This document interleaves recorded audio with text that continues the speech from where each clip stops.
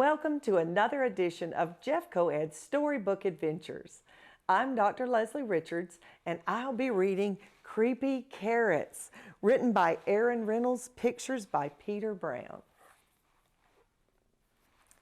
Jasper Rabbit had a passion for carrots, and the carrots that grew in Krakenhopper Field were the best. Fat, crisp, and free for the taking. He pulled some for a morning snack on the way to school. He yanked out a few on his way to Little League practice. He ripped them from the ground on his way home at night.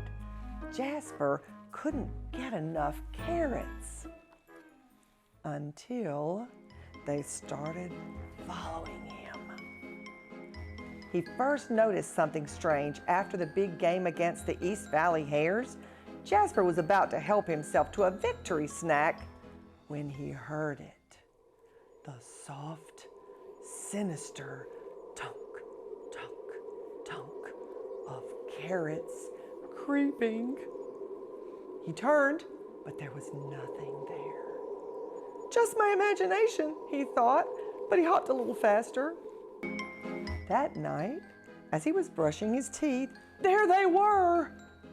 Jasper whipped around, but nothing. He laughed at himself, picked his toothbrush off the floor, and went to bed quickly.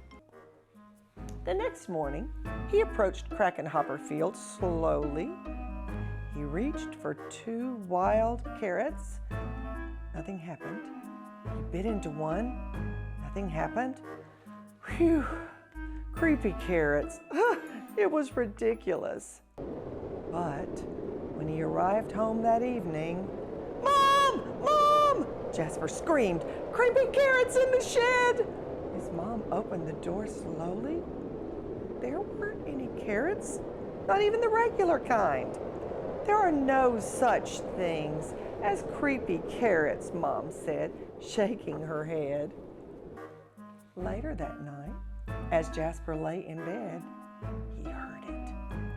Breathing. Terrible, carroty breathing.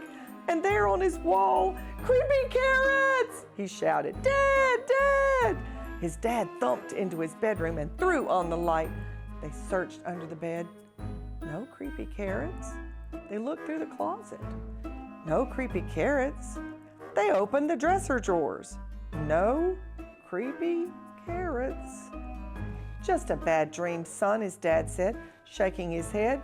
"Now go to sleep." That wasn't going to happen.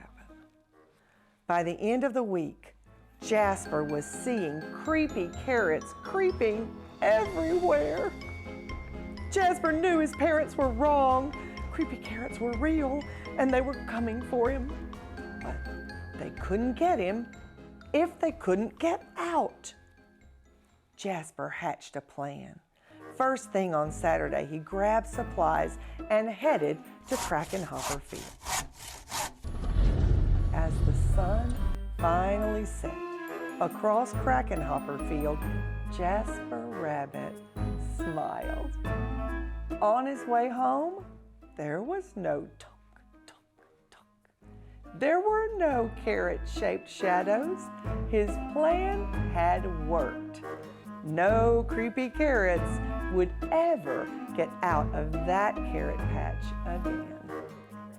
And as the sun finally set, the carrots of Krakenhopper Field cheered.